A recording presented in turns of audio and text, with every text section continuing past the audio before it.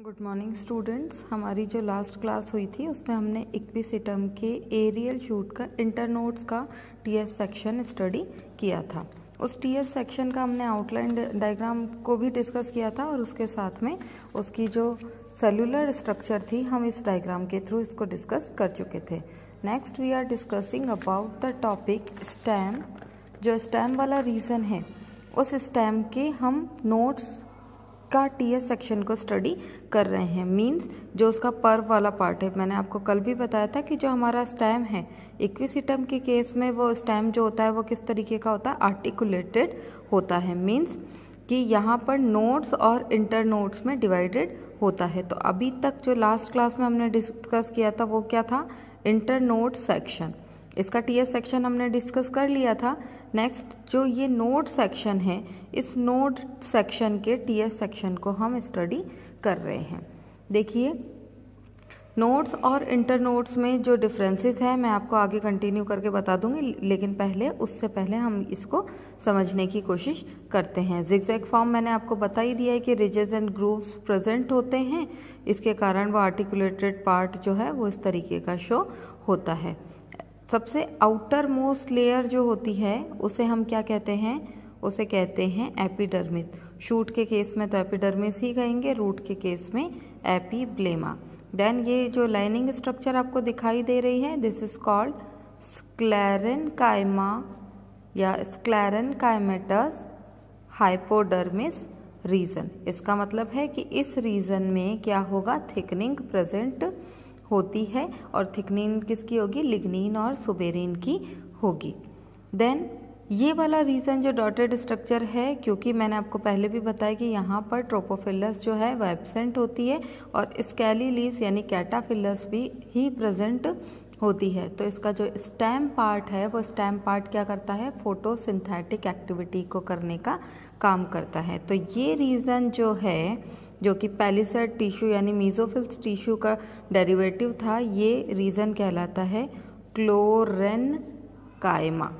ठीक है, it means यहाँ पर क्लोरोफिल प्रेजेंट होगा और ये क्या करेगा, फोटोसिंथेटिक एक्टिविटी को करने का काम करेगा। अब अगर आपको लास्ट क्लास वाला रिमाइंड होगा तो वहाँ पर मैंने आपको स्पेशल स्ट्रक्चर बताई थी और वो स्पेशल स्ट्रक्चर जो थी वो थी वेलिक्यूलर कैनाल और कैरिनल कैनाल की। देखिए ये स्ट्रक्चर, ये जो नोट्स इंटरनोड्स वाला सेक्शन है यहाँ पर ये वेलिक्यूलर कैनाल की प्रेजेंस शो हो रही है और उसके साथ जो वेस्कुलर बंडल्स हैं उसमें ये इस तरीके की स्ट्रक्चर जो दिखाई दे रही है ये कैरिनल कैनाल की स्ट्रक्चर है। नोड्स के केस में क्या होता है, नोड्स के केस में यहाँ पर आपको वेरिकेनल कैनाल मतलब वेलिक्यूलर कैनाल और कैरिनल कैनाल जो है वो शो नहीं होती है, वो नहीं होती है। और इसके साथ ये स्पेशल स्ट्रक्चर जो है वो दो तरीके की स्पेशल स्ट्रक्चर पाई जाती है। The first one is branch trace and the other one is leaf trace. तो लीफ ट्रेस और ब्रांच ट्रेस का मतलब क्या है कि अगर स्टेम पार्ट ग्रो कर रहा है, लगा हुआ है, तो वहाँ से पत्तियाँ तो होती नहीं है लेकिन कैटाफिलस तो प्रेजेंट होता है और कैटाफिलस की प्रेजेंस के कारण क्या होता है, जो वेस्कुलर सिस्टम है वो कहीं ना कहीं से डैमेज हो जाता है, डिसकंटिन्यू हो जाता है। तो जहाँ पर स्केली लीव्स स्टेम पर अटैच्ड है वहाँ पर क्या हो जाएगा, लीफ ट्रेस बन जाएगा। जैसे ये वेस्कुलर बंडल के रिंग है, यहाँ पर लीफ की प्रेजेंस शो हो रही है तो ये यहाँ पार्ट से डिसकंटिन्यू हो जाएगा। मीन्स ये इस तरीके का हो जाएगा। जो साइफेनोस्टीलिक कंडीशन आपको मैंने बताई थी जहाँ पर लीफ ट्रेस की पोजीशन बताई थी, ये लीफ ट्रेस वही है। ब्रांच ट्रेस यानी ब्रांचिंग निकली होगी, ये तो लीफ के कारण बन गया, लेकिन अगर स्टेम वाले रीजन से ब्रांचेस निकली है, मैंने आपको पहले भी बताया कि ब्रांचेस भी यहाँ पर दो तरीके की होती है, एक तो लिमिटेड ग्रोथ वाली होती है और एक अनलिमिटेड ग्रोथ की ब्रांचिंग होती है। तो ये यहाँ पर ब्रांचिंग के कारण क्या होगा, ब्रांच ट्रेस की प्रेजेंस होगी। अब एक चीज़ जो आपको याद रखनी है वो ये है कि ब्रांच ट्रेस जो होता है वो हमेशा ग्रूव्स के नीचे ही प्रेजेंट होता है, बिलो द ग्रूव्स। ठीक है, ग्रूव मतलब खांच जो होती है उस खांच के नीचे प्रेजेंट होता है ब्रांच ट्रेस। और लीफ ट्रेस कहाँ प्रेजेंट होता है, below the ridges, below the ridges. Ridges क्या होती हैं, जो उभार हैं, दैट इज कॉल्ड रिज। ठीक है। तो ये जो उभार हैं इसके नीचे क्या प्रेजेंट होते हैं, लीफ ट्रेस प्रेजेंट होते हैं, और जो ये खांच बनी हुई है इस खांच पर क्या प्रेजेंट होते हैं, ब्रांच ट्रेस प्रेजेंट होते हैं। तो ये जो स्ट्रक्चर आपको दिखाई दे रही है ये वेलिकुलर कैनाल की नहीं है, ये कौन सी स्ट्रक्चर है, this is leaf trace, leaf trace region, क्योंकि देखिए ये भी कहाँ पर प्रेजेंट है, leaf traces below the ridges, जितने भी उभार हैं उन उभार के नीचे की तरफ प्रेजेंट है। तो आप डायग्राम ड्रॉ करते समय इन चीज़ों का ध्यान रखें कि हमें कहाँ पर किसकी पोजीशन को ड्रॉ करना है। देन लीफ ट्रेस प्रेजेंट हो गया। इनर रिंग जो होती है एंडोडर्मिस, पेरिसाइकल की जो रिंग है वो प्रेजेंट है। ये आउटर रिंग क्या है, एंडोडर्मिस की, एंडोडर्मिस रिंग। देन उसके बाद में अंदर वाली पेरिसाइकल। अब यहाँ पर देखिए डॉटेड स्ट्रक्चर दिखाई दे रहा है, ये जो डॉटेड स्ट्रक्चर है दैट इज कॉल्ड फ्लोएम। अब यहाँ पर आप पूछेंगे कि मैम वहाँ पर तो वेस्कुलर बंडल्स जो थे उस तरीके से स्कैटर्ड फॉर्म में अरेंज थे, यहाँ पर ये एक तरीके ऐसे क्यों बन गए, उसके पीछे रीज़न ये है कि जो वेस्कुलर बंडल्स थे वो यहाँ पर इस तरीके से अरेंज थे, तो यहाँ पर इस तरीके के इंट्राफेसिकुलर जो रिंग होती है, जब यहाँ की देखिए फ्लोएम की सेल कंटिन्यू डिवाइड होगी, जाइलम की सेल कंटिन्यू डिवाइड होगी, तो जाइलम और फ्लोएम ये केवल अपर और लोअर पे ही डिवीजन नहीं करता, ये चारों दिशाओं में डिवीजन करता है, 4 साइड्स में ये डिवीजन करता है। मीन्स ये ऊपर नीचे तो वेस्कुलर बंडल का साइज बढ़ेगा ही बढ़ेगा, साइड वाली जो सेल्स होंगी वो भी मल्टीपल डिवीजन करती है, और जब मल्टीपल डिवीजन करेगी तो एक तरीके की रिंग का फॉर्मेशन कर लेती है।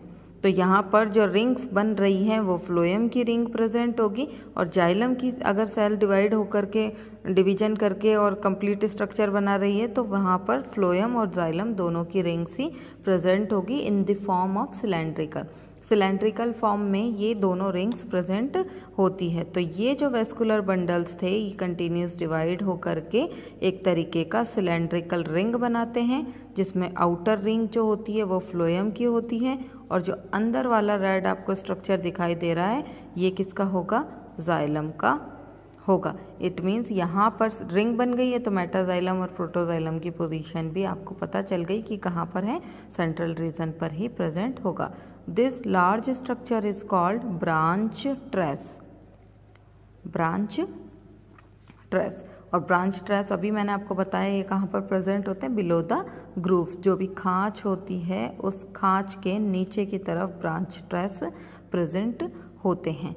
तो ये इसका इम्पॉर्टेंट फीचर था। अब देखिए एक मेजर डिफरेंस जो है वो मैं आपको बताती हूँ कि यहाँ पर इस केस में आपको पित्त की पोजीशन दिखाई दे रही है, जबकि यहाँ पर पित्त प्रेजेंट नहीं होता। ये जो है ये दो नोड्स को आपस में कनेक्ट करने के लिए एक डायफ्राम स्ट्रक्चर बनाता है, जिसे हम कहते हैं नोडल डायफ्राम, नोडल डायफ्राम कहता है। तो दो नोड्स को कनेक्ट करने के लिए यहाँ पर नोडल डायफ्राम प्रेजेंट होता है। तो मैं आपको कुछ डिफरेंसेस बताती हूँ नोड्स और इंटरनोड्स के केस में। एक तो नोड्स के इंटरनोड्स के केस में क्या था, वहाँ पर पित्त प्रेजेंट था, और पित्त प्रेजेंट होने के कारण वो बिल्कुल होलो पार्ट था, वहाँ पर कोई डायफ्राम प्रेजेंट नहीं था। जबकि नोड्स के केस में यहाँ पर क्या प्रेजेंट है, नोडल डायफ्राम प्रेजेंट्स हैं जो दोनों नोड्स के बीच में कनेक्टेड होता है।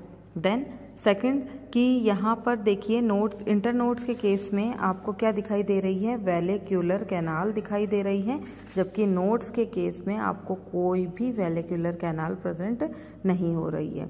सेम इसी तरीके से यहाँ पर कैरिनल कैनाल प्रेजेंट है, यहाँ पर रिंग की फॉर्म में जाइलम और फ्लोएम है, तो यहाँ पर कैरिनल कैनाल जो है वो टोटली एब्सेंट है। इसके साथ यहाँ पर आपको लीफ ट्रेस और ब्रांच ट्रेस शो नहीं हो रहे हैं, इस केस में यहाँ पर लीफ ट्रेस और ब्रांच ट्रेस जो है वो शो होते हैं, वो प्रेजेंट होते हैं। तो ये था हमारा नोड सेक्शन का TS part. Next we are discussing about the topic reproduction. What is, यहाँ पर जो रिप्रोडक्शन होता है तो वो कितने तरीके का होता है, वो 2 तरीके का होता है। फर्स्ट रिप्रोडक्शन है वेजिटेटिव टाइप ऑफ रिप्रोडक्शन, ठीक है। वेजिटेटिव टाइप ऑफ रिप्रोडक्शन में क्या होता है, वो बाय ट्यूमर होता है। बाय ट्यूबर मीन्स देखिए यहाँ पर जो मैंने आपको डे 1 पे पिक्चर बनवाया था, यहाँ पर ये है हमारा राइजोम पार्ट, और ये राइजोम पार्ट क्या करता है, सॉइल सरफेस के हॉरिजॉन्टल ग्रो कर रहा है। इस राइजोम पार्ट के अंदर जो रूट पार्ट है, वो रूट क्या करता है, कुछ रिजर्व फूड मटेरियल को अपने अंदर स्टोर कर लेता है। जब ये रिजर्व फूड मटेरियल स्टोर कर लेगा तो एक गांठ जैसी संरचना, एक ट्यूबर लाइक स्ट्रक्चर बन जाएगी। ये क्या करेगी, ड्यूरिंग अनफेवरेबल कंडीशन ये अलग हो जाती हैं, और जैसे ही कंडीशन फेवरेबल होती है ये नए प्लांट बॉडी का डेवलपमेंट कर लेती है। तो इसमें वहाँ वेजिटेटिव रिप्रोडक्शन है वो केवल एक ही तरीके का होता है, बाय ट्यूबर ही होता है। देन सेक्सुअल रिप्रोडक्शन जो कि किसके थ्रू होगा, बाय स्पोर होगा। तो ये है इसका स्टेम रीजन, आर्टिकुलेटेड है, इसलिए ये पार्ट्स नोड्स का, ये पार्ट्स नोड्स का, and this part is internodes. क्योंकि फर्टाइल शूट पर ही स्पोरेंजिया का डेवलपमेंट होता है, स्ट्रोबिलस और कोन्स प्रेजेंट होते हैं। तो ये अगर हम स्ट्रक्चर देख रहे हैं वो किसकी है, फर्टाइल शूट। ये फर्टाइल शूट है, और इस फर्टाइल शूट में जो कोन रीजन है, उस कोन रीजन का अगर हम टीएस सेक्शन कट करें तो वो टीएस सेक्शन हमें इस तरीके का दिखाई देगा। ये टीएस सेक्शन है जो कि हमने, जैसे मान लीजिए ये इस तरीके का है और हमने कोन सेक्शन को इस तरीके से कट किया है। तो टीएस सेक्शन को जब हम कट करेंगे तो इस तरीके से आपको ये स्पोरेंजिया का पार्ट दिखाई देगा। ये स्पोरेंजिया इस तरीके से दिखाई देगी। This part is called peltate disc.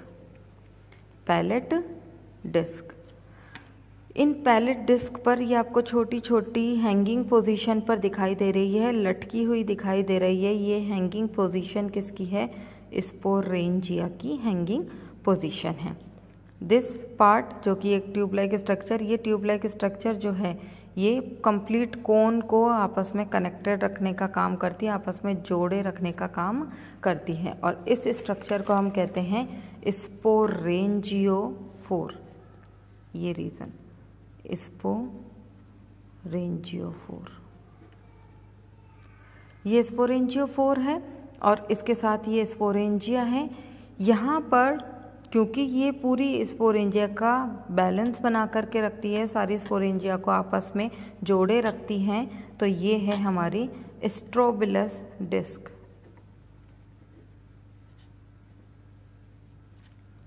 ठीक है, तो यहाँ पर ये 4 रीजन प्रेजेंट होते हैं। ये तो टीएस सेक्शन पर आपको इस तरीके से दिखाई दे रहा है। इट मीन अगर हम ये बोले कि स्पोरेंजिया कहाँ प्रेजेंट होती है, तो लोअर सरफेस ऑफ स्पोरेंजियोफोर, स्पोरेंजियो की लोअर सरफेस पर स्पोरेंजिया का डेवलपमेंट होता है। या अगर आप इसका बेस्ट एग्जांपल देखें कि हमारे पास जो अम्ब्रेला होता है, छाता होता है, ठीक है, तो उसका जो हैंडल पार्ट है, जो हैंडल है, वो हैंडल जो है वो किसकी तरह है, वो स्पोरेंजियोफोर की तरह है। और नीचे की तरफ जो रिंग्स बनी हुई होती हैं लोहे वाली, उस रिंग्स की फॉर्म में ही स्पोरेंजिया जो है वो हैंगिंग पोजीशन पर हमें दिखाई देती हैं। ये तो था टीएस सेक्शन। अगर ये है, हम एलएस सेक्शन कट करें, मान लीजिए ये इस तरीके से है और इसका हम यहाँ से कटिंग करें ऊपर से नीचे की तरफ, तो ये हमको इस तरीके से पोजीशन दिखाई देगी। This part is strobilus axis या कोन एक्सिस। ये हमारा सेंटर पार्ट है जो कि अक्ष बना रहा है। ये हमारा कौन सा डिस्क है, peltate disc, peltate disc region है। और ये हमारी क्या है, स्पोरेंजिया जो कि हैंगिंग पोजीशन पर प्रेजेंट है, स्पोरेंजिया। ठीक है, अब यहाँ पर एक आउटग्रोथ होती है इस रीजन पर, जहाँ से स्पोरेंजिया हैंगिंग पोजीशन पर आपको दिखाई दे रही है। इट मीन्स यहाँ वाली पोजीशन पर एक आउटग्रोथ होती है, और ये आउटग्रोथ जो है वो कैलेक्स लाइक होती है। कैलेक्स यानी बाह्य दल जो होता है, उस बाह्य दल की तरह होती है, कैलेक्स लाइक आउटग्रोथ होती है। और इस कैलेक्स लाइक आउटग्रोथ को हम क्या कहते हैं, एन्यूलस। ठीक है, ये एक स्पेशल कैरेक्टर है जो कि इसके स्पोरेंजिया में प्रेजेंट होता है। तो ये है स्पोरेंजिया का जो अरेंजमेंट है वो किस तरीके का होता है। अब इन स्पोरेंजिया में क्या डेवलप होंगे, इन स्पोरेंजिया के अंदर स्पोर्स का डेवलपमेंट होगा। तो पहले तो स्पोरेंजिया कैसे डेवलप हो रही है उस कंडीशन को स्टडी करेंगे, देन स्पोर्स का डेवलपमेंट किस तरीके से हो रहा है उस पर बात करेंगे। देखिए डेवलपमेंट ऑफ स्पोरेंजिया के डेवलपमेंट पे मैंने आपको 2 कंडीशंस बताई हैं। 2 कंडीशंस जो हैं वो है यू स्पोरेंजिएट और लेप्टोस्पोरेंजिएट कंडीशन। इस केस के अंदर क्या होता है, हमारा यू स्पोरेंजिएट कंडीशन से स्पोरेंजिया का डेवलपमेंट होता है।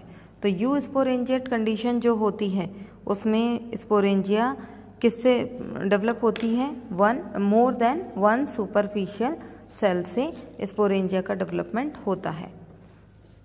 तो मोर देन 1 सुपरफिशियल सेल इसके लिए रिस्पॉन्सिबल होगी। देखिए ये स्पोरेंजिया का डेवलपमेंट होता है, तो यहाँ पर थोड़ा सा कंडीशन डिफरेंट मिलेगी, इसलिए हम इसके पहले रे डायग्राम से समझने की कोशिश करते हैं, देन हम इसका डायग्रामेटिकली रिप्रेजेंटेशन देखेंगे। देखिए स्पोरेंजियल इनिशियल मीन्स वही हमारी सुपरफिशियल सेल है, और ये सुपरफिशियल सेल में क्या होता है, पेरिक्लिनल डिवीजन होता है। पेरिक्लिनल डिवीजन होने से इसमें 2 टाइप्स की सेल का फॉर्मेशन होता है। बाहर वाली सेल को हम कहते हैं आउटर डॉटर सेल और अंदर वाली सेल को कहते हैं इनर डॉटर सेल। जो आउटर डॉटर सेल है उसमें पेरिक्लिनल और एंटीक्लिनल डिवीजन होते हैं, जिससे आउटर लेयर बनती है, और वो आउटर लेयर क्या कहलाती है, जैकेट लेयर। और इस जैकेट लेयर में क्या होता है, कंटिन्यूअस डिवीजन होने से स्पोरेंजियल वॉल बनती है, और इन स्पोरेंजियल वॉल में जो इनर वॉल होगी वो आगे चल करके किसका डेवलपमेंट करती है, टैपिटम का फॉर्मेशन करती है।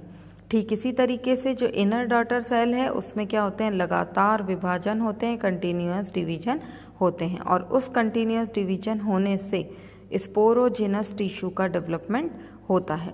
स्पोरोजिनस टिश्यू बनेंगे, ये स्पोरोजिनस टिश्यू क्या करेंगे, आगे चल करके स्पोर मदर सेल बनाएंगे, जिनमें मियोसिस होगा, और मियोसिस के थ्रू किसका डेवलपमेंट होगा, स्पोर का डेवलपमेंट होगा। अब यहाँ पे ये डायग्रामेटिकली रिप्रेजेंटेशन कि स्पोरेंजियल इनिशियल, ये रीजन जो है सुपरफिशियल सेल का ही, इसमें आउटर जो होगी, आउटर को हमने क्या कहा, outer daughter cell. Outer daughter cell जो बाहर वाली है वो आउटर डॉटर सेल, और जो अंदर वाली है वो इनर डॉटर सेल। अब यहाँ पर आपको और स्ट्रक्चर दिखाई दे रही है, ये जो है कई स्पीशीज में आपको यहाँ से भी स्पोरेंजियल इनिशियल है, ये यहाँ से भी, क्योंकि मैंने आपको बताया ना कि हैंगिंग पोजीशन पर है और पैलेट के दोनों तरफ बन रही है, तो वो जो एक साइड है उस पर डॉटर सेल और ये है, और स्पोरेंजियल इनिशियल जो है वो भी प्रेजेंट होता है, तो दोनों तरफ वो इस तरीके से डेवलपमेंट करता है। देन अभी हमने क्या बोला कि जो हमारी स्पोरेंजियल इनिशियल है उसमें डिवीजन हुआ, पेरिक्लिनल और आउटर डॉटर सेल और इनर सेल बनी। देन आउटर डॉटर सेल जो होती है उसमें कंटिन्यूअस क्या होगा, डिवीजन होगा, और वो क्या बना लेगा, जैकेट लेयर। तो ये जो बन रहा है आउटर वाले सेल से, ये क्या बन रहा है, जैकेट लेयर का फॉर्मेशन हो रहा है। ठीक है, तो ये आउटर वाली ने तो बना लिया जैकेट लेयर, और जो इनर सेल डिवाइड हुई है वो क्या बनाती है, वो बनाती है स्पोरोजिनस सेल या स्पोरोजिनस टिश्यू। ये कंटिन्यू डिवाइड होकर के क्या बना रही है, सेल और टिश्यू, स्पोरोजिनस टिश्यू। देन ये है हमारी वो रिंग जो हमने बताई है कि पैलेट डिस्क होती है, और इसके यहाँ पर भी स्पोरेंजिया प्रेजेंट होगी, और इस रीजन पर भी स्पोरेंजिया इस तरीके से अरेंज दिखाई देंगी। तो ये रीजन कौन सा है, ये हमारा है पैलेट डिस्क का रीजन। ठीक है, और इसके साथ में ये जो सेंटर पार्ट बन रहा है जहाँ पर स्पोरेंजिया का डेवलपमेंट हो रहा है, और ये सारा हमारा क्या है, स्पोरोजिनस टिश्यू। इससे क्या बनेगा, स्पोर मदर सेल बनेगा, और ये स्पोर मदर सेल आगे चल करके क्या बना लेगा, स्पोर का फॉर्मेशन कर लेगा। ये जो लेयर बन रही है, तो आउटर लेयर को हमने क्या कहा है, जैकेट लेयर, और जो इसके अंदर वाली लेयर है जो इस डेवलपिंग स्पोर्स को न्यूट्रिशन प्रोवाइड कराएगी, उसे हम क्या कहते हैं, टैपिटम। तो ये अंदर की तरफ टेपिटम बन गया है, ये सारा स्पोरोजेनस टिश्यू बन गया है। स्पोरोजेनस टिश्यू इस फॉर्म में ही बनता है, इसीलिए ये स्ट्रक्चर जो है थोड़ा सा डिफरेंट बनता है। अब यहाँ पर पोजीशन जो है वो इस तरीके से होगी, ये हो गई हमारी कंप्लीट पैलेट डिस्क और ये क्या हो गई, हैंगिंग पोजीशन पर स्पोरेंजिया प्रेजेंट होती है। और ये पार्ट जो है ये स्पोरेंजिया का स्टॉक पार्ट है। This part is sporangia and this is peltate disc. तो इस तरीके से स्पोरेंजिया का डेवलपमेंट होता है। अब इनके अंदर क्या बन गए, इनमें स्पोरोजेनस टिश्यू में डिवीजन होने से क्या बने, स्पोर मदर सेल बना, और इस स्पोर मदर सेल में मियोसिस होने से क्या बन गए, स्पोर बन गए। अब ये स्पोर क्या करेंगे, ये स्पोर्स बनने के बाद में गैमेटोफिटिक फेज को स्टार्ट करने की कोशिश करेंगे, मीन्स जर्मिनेट होंगे। ये टॉपिक हम नेक्स्ट क्लास में कंटिन्यू करेंगे।